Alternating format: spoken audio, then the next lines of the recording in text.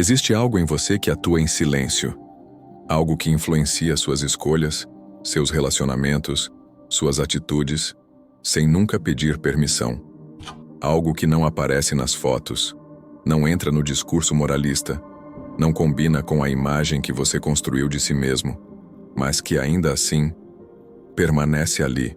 A psicologia, a partir de Jung, chamou isso de sombra, o conjunto de aspectos da personalidade que foram excluídos da consciência, desejos, impulsos, emoções, talentos e até virtudes, que não se ajustaram à identidade que aprendemos a sustentar. Aquilo que fomos condicionados a ocultar. Aquilo que não parecia aceitável expressar. Sabe aquele relacionamento que você jurou que seria diferente e acabou repetindo o mesmo final? Sabe aquela sensação constante de cansaço, não do trabalho, mas de carregar um peso que você não consegue nomear? E aquela voz interna que insiste em dizer que você não é suficiente, que você não merece, que em algum momento vão descobrir que você é uma fraude? Tudo isso emerge do mesmo núcleo oculto.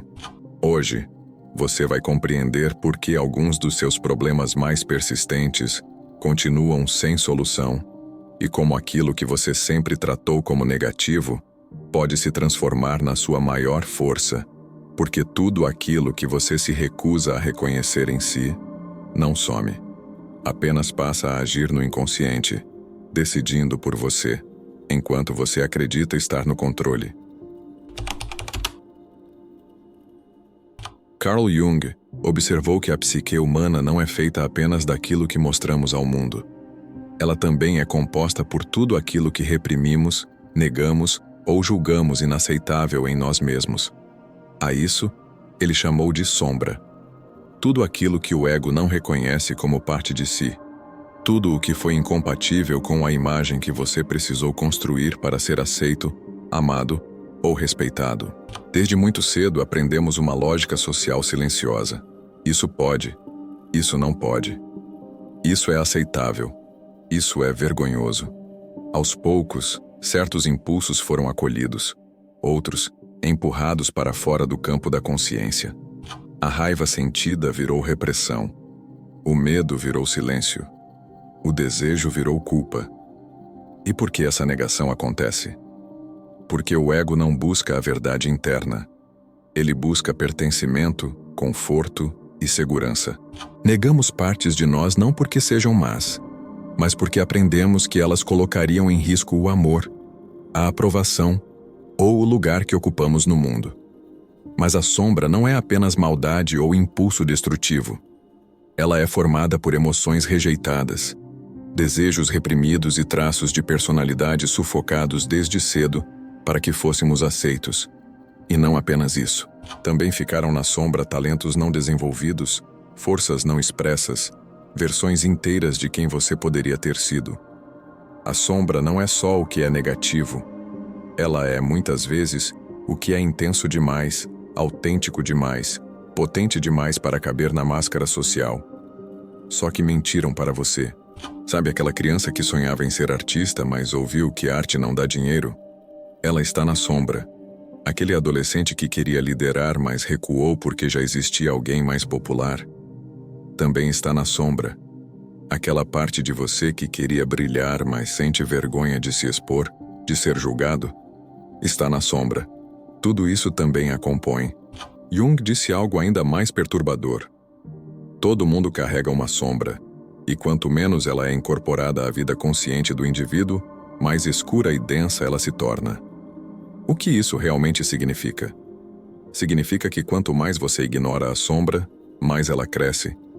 Quanto mais você finge que ela não existe, mais poder ela acumula. A sombra não é uma gaveta mental onde você guarda conteúdos indesejáveis e depois esquece. Ela é um campo de energia psíquica ativa. Aquilo que foi reprimido não desaparece, se acumula. E toda energia acumulada busca escape, expressão. Quando integrada, essa energia se transforma em força, clareza e presença interior. Quando negada, ela transborda de forma distorcida, como compulsão, reação exagerada ou autossabotagem.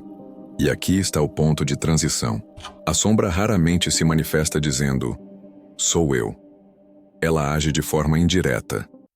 Ela se projeta. Aquilo que você não reconhece em si começa a aparecer nos outros. E é exatamente aí que entramos no próximo nível desse processo psicológico. Jung afirmava que aquilo que você não reconhece em si, você projeta no mundo. Você se irrita excessivamente com certas pessoas, repete relacionamentos destrutivos, reage de forma exagerada a situações pequenas. Não porque o mundo seja hostil, mas porque a sombra encontrou uma brecha para agir. A psicologia chama esse mecanismo de projeção. Quando conteúdos internos inconscientes são deslocados para fora e percebidos como se pertencessem ao outro. Imagine, por exemplo, alguém que aprendeu desde cedo que demonstrar raiva era errado. Essa pessoa constrói uma imagem de calma, controle e racionalidade. Mas a raiva não desaparece. Ela é apenas empurrada para o inconsciente. Mais tarde, essa mesma pessoa passa a se irritar profundamente com pessoas explosivas, agressivas, sem controle. Ela não está reagindo apenas ao outro. Está reagindo ao que foi proibido sentir em si mesma. A irritação desproporcional. O julgamento moral excessivo. A antipatia imediata. A obsessão em corrigir, atacar ou controlar alguém. Nada disso surge do nada. Com frequência, aquilo que mais nos incomoda nos outros é exatamente aquilo que foi negado em nós mesmos. Você chama de problema externo, mas na verdade é um conflito interno não elaborado. É por isso que muitas pessoas vivem em luta constante com o mundo, quando na verdade estão em guerra consigo mesmas. O agressivo que você condena pode ser a sua própria assertividade reprimida. O egoísmo que você acusa pode esconder desejos legítimos nunca assumidos. A fraqueza que você despreza pode ser o medo que você nunca se permitiu sentir. A projeção cria inimigos externos para evitar conflitos internos. É mais fácil lutar contra alguém fora do que reconhecer algo dentro. Por isso, Jung observou que a projeção é um dos principais mecanismos de manutenção da inconsciência. Enquanto a sombra está no outro, o ego se sente inocente. Mas o preço é alto. A pessoa passa a viver cercada de conflitos repetidos, relacionamentos que seguem o mesmo roteiro, ambientes sempre problemáticos. O mundo começa a parecer hostil, injusto, ameaçador, quando, na verdade, ele está apenas devolvendo conteúdos não integrados. Você não reage ao outro como ele é, mas como a sua sombra o colore. E enquanto esse mecanismo não é percebido, a vida se transforma em um campo de batalha constante. Aqui está o ponto crucial. Toda projeção é um convite ao autoconhecimento, não para culpar-se, mas para recuperar aquilo que foi exilado da consciência. Quando você reconhece a projeção, algo muda profundamente. A energia que antes era gasta em conflito externo retorna para o processo interno. E é exatamente isso que abre caminho para o próximo estágio. Porque aquilo que não é integrado, não apenas se projeta, ele passa a dirigir a sua vida. Jung também afirmava que aquilo que não se torna consciente em nós não desaparece, mas se transforma em destino. Isso significa que a sombra ignorada não fica inerte. Ela organiza escolhas, atrai situações, repete padrões. Você acredita que está escolhendo livremente, mas muitas vezes está apenas reagindo a conteúdos inconscientes que nunca foram integrados. Imagine alguém que sempre se envolve com o mesmo tipo de relacionamento. Muda o rosto, muda o contexto, mas o roteiro emocional se repete. Ou alguém que se aproxima de oportunidades importantes e, no momento decisivo, se sabota, adiando, desistindo, encontrando razões para não avançar. Não é azar, não é destino místico, é a sombra atuando sem consciência. A sombra não integrada decide por você nos relacionamentos que se repetem, nas oportunidades que você sabota, nas reações que surgem antes mesmo do pensamento.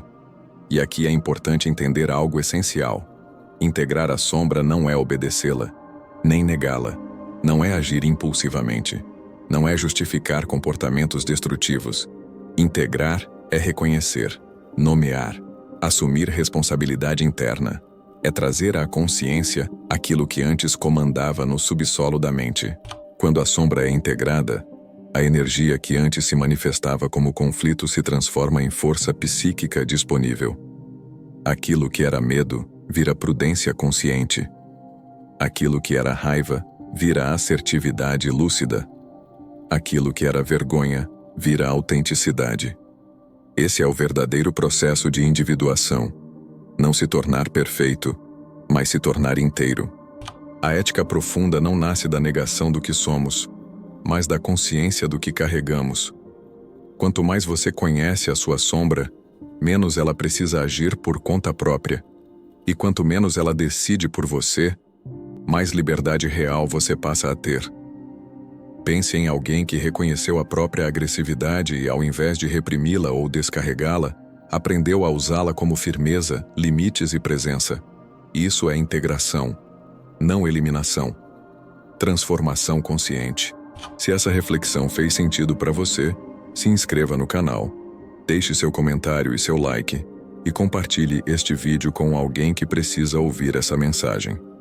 Essa é a sua forma de levar esse conhecimento adiante. Meu muito obrigado e até a próxima.